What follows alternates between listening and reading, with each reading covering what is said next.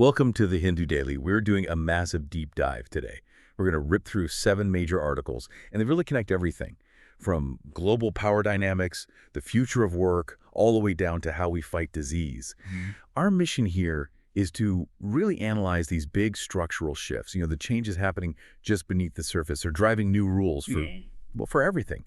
Trade, law, even what skills are valuable. It's a fascinating set of sources because they really force you to zoom in and out fast. We start at this huge macro level with the U.S. literally redefining its security posture across the globe. And then we end up at the micro level, looking at a single type of bacterium that could rewrite the entire story of a chronic disease. The key, really, is to understand those unseen drivers, the things pushing these big shifts. Okay, so let's kick things off with the editorial section. Article 1 looks at this new triad of global power and the U.S. strategic pivot. What's so striking to me is the mixed messaging coming out of Washington. It feels contradictory. On one hand, you have the largest U.S. troop mobilization in the Caribbean in decades, a huge show of force aimed at Venezuela. Right, and that intense focus on their own hemisphere is happening at the exact same time they're explicitly pulling focus from Europe. The new National Security Strategy, the NSS for December 2025, it confirms this completely. The document basically says Washington is, it's just not interested in shouldering the main burden of European security anymore. And that is a massive political and military change. So they're jigging up the old 19th century Monroe Doctrine on one side, saying this is our backyard, and specifically denying influence to outside powers, which, let's be honest, means China. It's all about China. And on the other side, they're telling Europe, you need to fund your own defense. Well, this is a response to a seismic shift. Right. It signals the definitive structural end of the unipolar moment. That's over. When did that actually happen? Was there a single point? A lot of historians would point to the 2014 Crimea annexation as the real rupture point. American dominance is now shared. We're in a much more fluid multipolarity. And it's defined by 3 great powers. Okay, so break those 3 down for us. Who are they and what's the source of their strength? Well, first, the U.S. is still preeminent. Its military reach, its economy, it's still #1. Then you have China. China is the principal systemic challenger. Its economy is already, 66% the size of the U.S. GDP? And this is crucial. It now has the world's largest navy by ship count. And the third power is Russia. Russia. It's the weakest link in that triad, economically speaking, but its massive geography, its energy resources, and of course its nuclear arsenal, all that keeps it firmly in the great power constellation. So it feels like we're heading for a long, drawn-out contest between the U.S. and China. But where does Russia fit into that? Are they just a junior partner to China? That's the billion-dollar question. Russia has become the new swing great power. Geographically, historically, Moscow is very wary of being a junior partner to Beijing. But the Western sanctions, the war in Ukraine, that's all pushed them closer to China. And China needs that partnership to consolidate its influence across the whole Eurasian landmass. So even though we are technically in a multipolar system of 3, the real friction is between the U.S. and China. And Russia's position, caught between them, gives the whole system a very bipolar feel. From that geopolitical strategy, let's pivot to trade. Article 2 highlights another huge structural shift.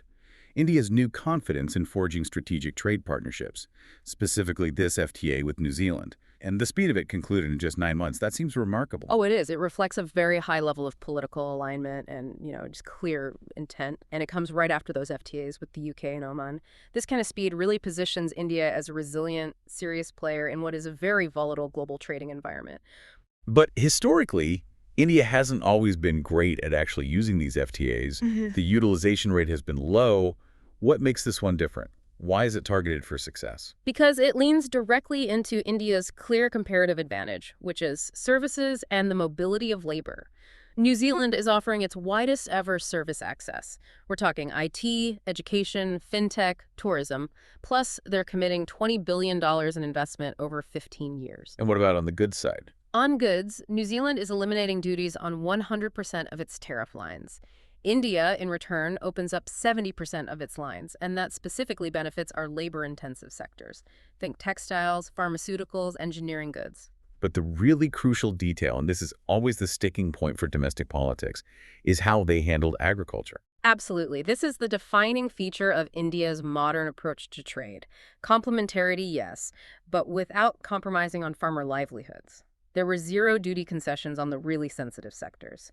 Dairy, sugar, spices, edible oils. That kind of careful negotiation protects the millions of farmers who, were very much against some of the previous trade agreements. So what's the bigger strategic message here? What does this signal to the world? It signals profound strategic trust in India as a stable economic partner, and symbolically it's huge. With this deal, India has now concluded economic partnership agreements with every single member of RCEP. Except China. Except China. It's a very clear strategic choice. The only challenge that's left is implementation. As you said, India's past FTA utilization rates are only around 25%. So business associations really need to step up and leverage this new access. That focus on trade flows really smoothly into the trade of skills, where the structural shift is. I mean, it's maybe the fastest we've ever seen. We're moving to the opinion section now. Article 3 argues that programming is actively losing its gold standard status to generative AI. That feels like a complete reversal of the advice we've been hearing for a decade. It is the new reality, and the core argument isn't that coding is going away, it's that it's becoming less essential. AI proficiency, on the other hand, is just rapidly gaining value. It's outpacing traditional coding in both demand and, frankly, in dollar value. The article has this really compelling statistic about learning hours. What does that tell us about how the skills hierarchy is being rebuilt from the ground up? It shows you exactly where people are placing their bets. Between 2020 and 2025, learning hours spent on AI and big data. They increased nearly 6 times faster than hours spent on programming, and that surge was especially sharp right after ChatGPT was released. The market is practically screaming for new core skills by 2025. AI and big data, just general technology literacy and creative thinking. And at the same time, the skills becoming less essential. That list includes programming, marketing, and even math. Does the money, the salaries, already reflect this shift? It absolutely does. Since 2019, the median salaries for jobs in AI, machine learning, and data science have seen really steep continued growth. Programming salaries, they're still good, but they've only seen modest linear growth. The highest value is moving up the stack. It's not in the person who can just execute the code anymore. It's in the person who can orchestrate, manage, and strategically interpret what these AI systems are doing. It's just amazing how fast that pivot is. It really feels like just yesterday, learn to code was the single best piece of advice you could give a young person. And now that advice is already, well, it's not wrong, but it's incomplete. The real takeaway is adaptability. Precisely. Adaptability and technology literacy are the new foundations for a high-paying career, not mastery of one specific legacy programming language. Speaking of surprising new foundations, let's pivot from skills to health. We're in the science section now. Article 4 proposes a really landmark hypothesis for how ulcerative colitis, or UC, might actually begin. It's challenging that whole traditional view that it starts with damage on the surface of the gut. This is truly foundational work. It's coming out of Nanjing University. And they're proposing that the disease actually starts deeper down with the thinning of the macrophage layer that sits just beneath the gut lining. You should think of macrophages as the inner security patrol, and their loss is critical because it's invisible on routine scans. You can't see it happening. And they actually pinpointed a specific microbial culprit, right? Something that's taking out this internal security force. Yes, a specific strain of Aeromonas bacteria. This strain produces a really potent toxin called aeroleucin.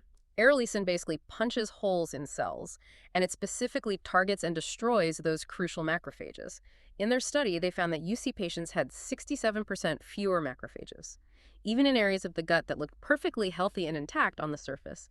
Wow. So the protective layer is being compromised from underneath, long before any inflammation is visible up top. Yeah. How does this fit into the bigger picture of our gut microbiome ecology? It fits perfectly into the framework that researchers like Liping Zhao have been developing. A healthy gut relies on a balanced ecology, what he calls a foundation guild of beneficial microbes. But when that system is disturbed by diet, by stress, by antibiotics, that foundation weakens. And that allows what he calls a pathobiont guild, opportunistic toxin-producing bacteria like this Aeromonas strain, to colonize and expand. So this discovery must open up entirely new ways to treat this, moving away from just general immune suppression. It does. It opens the door to truly personalized medicine. If we can identify which patients have this specific toxin-producing strain, we can develop highly targeted treatments. For example, using antibodies to neutralize the aeroleucin itself, which showed great promise in their mouse models, or even just new diagnostic tests to classify UC patients by their microbial subtype. That would lead to much more precise therapy than the expensive broad-spectrum immune drugs we use now. Let's move now to the intersection of law and power. We're in the text and context section. Article 5 is about the Supreme Court's intervention in the Unnao rape case involving the former MLA Kuldeep Sengar. The Supreme Court stayed the Delhi High Court order that has suspended his life sentence. What was the High Court thinking? Well, the High Court's rationale for suspending the sentence was based on a very specific, very literal legal interpretation. Sengar was convicted under the aggravated section of the POCSO Act, that's Section 5C, and it applies to crimes committed by public servants. And the Delhi High Court's ruling was that an elected MLA does not technically qualify as a public servant under the definition that's imported from the Indian Penal Code. Is that right? That's the core anomaly here, and it's what the Supreme Court had to step in and address. Technically, in a very literal reading of the narrow IPC definition, the High Court was correct. But this creates a massive statutory failure. It creates a situation where a police constable or a village accountant, a petwari, is considered a public servant and faces a harsher punishment under POCSO. But a powerful elected legislator who wields immense public trust and power legally might not be. So that literal interpretation completely undermines the protective, victim-centric intent of the POCSO Act.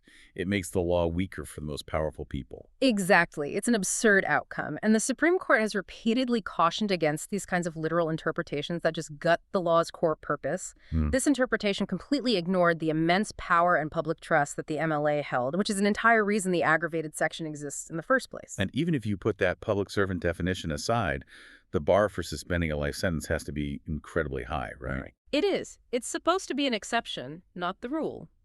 Recent Supreme Court rulings, like Chotilal Yadav in 2025, confirm that. A convict has to demonstrate a palpable error in their conviction, something that shows a fair chance of a complete acquittal. It's not supposed to be based on just the length of time they've already served.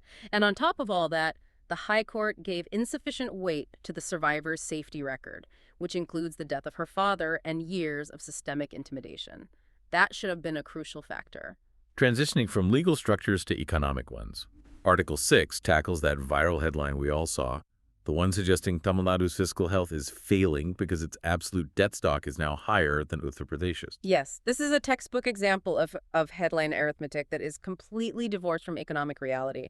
You cannot judge public finance by a single isolated indicator. So, yes, Tamil Nadu's absolute debt is higher, but this comparison completely ignores scale. Tamil Nadu's economy, its GSDP, is 35.7 lakh crore. That's significantly larger than UP's, which is at 30.8 lakh crore. Okay, so just to be clear for everyone, when we use the proper metric, the debt to GSDP ratio, the alarm bells go quiet. They vanish. TN's debt to GSDP ratio is 26.1%. That's actually lower than UP's, which is 29.4%. But more importantly, the debt is sustainable. For the last decade, TN's real GDP growth has consistently exceeded its effective cost of borrowing by over 1.3 to 2.1 percentage points. As long as your economy is growing faster than the cost of the money you borrowed, that debt is manageable. But the real story here, the article argues, is about the quality of the debt. What is Tamil Nadu actually borrowing this money to do? And that is the crucial distinction. This isn't debt to cover day-to-day expenses. TN is investing heavily in future productivity. They're planning a massive 22% increase in capital outlays for 2025-26. This is money going to transport, energy infrastructure, their new semiconductor mission. Debt that's used to build long-term capital and human capability is fundamentally different from debt that's used just to fill immediate revenue gaps. And the article ties us back to the bigger question of federalism. It raises a vital point about fiscal autonomy. Tamil Nadu raises 75% of its own revenue internally. That shows a strong, healthy tax base. UP, by contrast, depends on the center for over half of its revenue. So punishing a high-performing state based purely on an absolute debt number just inverts all the incentives. It risks creating serious fiscal discord, especially when that borrowing is funding productive growth for the whole country. And finally, we turn to the business section for Article 7, which addresses a pretty severe environmental and economic paradox. The high cost of India's rice boom, which is being driven by our dwindling aquifers. We are the world's largest rice producer, which sounds great, but at what cost to our water? The paradox is profound. This success, we account for 40% of global rice exports, is achieved by severely draining our groundwater, especially in Punjab and Haryana. And the farmers themselves are against the immediate and punishing financial costs of this unsustainability. You can see the reality of it in the quotes from farmers in the article. One says a decade ago they hit groundwater at 30 feet. Now they're having to drill between 80 and 200 feet. They're borrowing heavily for more and more expensive bore wells. And this whole destructive cycle is being actively incentivized by government policy. You have heavy power subsidies for pumping water, combined with a state-guaranteed minimum price for rice that has climbed 70% in a decade. We are essentially paying farmers to pump enormous amounts of precious groundwater in one of the most water-stressed countries on Earth. And we know from the past that attempts at reform, like the farm laws, have run into huge political roadblocks and mass protests. So how can this system be fixed without completely disrupting farmers' incomes? The key, according to the experts cited in the article, is to redirect the existing subsidies, not to introduce small, temporary new ones. The current attempts, like Haryana's 17,500 rupee per hectare subsidy to switch crops, are just too small and too short-term to really make a difference. So redirection means what? Taking the money that's already allocated to rice subsidies and using it to fund the switch. Precisely. Punjab already spends about 39,000 rupees per hectare on rice subsidies. Research suggests that if you redirected a large chunk of that, say 35,000 rupees, to pay farmers who switch to less thirsty crops, they could maintain their income levels while dramatically cutting water use. The ultimate question the article leaves you with is whether this huge volume of water-intensive rice production, which is far more than we need for our own country, is strategically wise at all, given the environmental cost. And that question of necessity really wraps up our look at all 7 of these articles perfectly. When you step back and look across this whole deep dive, you see how interconnected all these pressures are. Geopolitical rivalries are determining where American military resources go, just as specific domestic subsidy structures are determining the fate of local aquifers and influencing global commodity markets. It all comes down to understanding the mechanisms of these incredibly complex systems. Whether it's realizing that the future of high-value work means a swift pivot from legacy programming into AI literacy, or recognizing that the future of fighting chronic diseases like UC might start with understanding the microscopic ecological structure that lives deep inside our gut. In every one of these pieces, we're constantly searching for those unseen drivers of massive structural change. Thank you for listening. If you want to provide suggestions, please contact on the Twitter handle given in the episode description. As always, we are eager to hear what our listeners want to be informed about. We wish you a great day.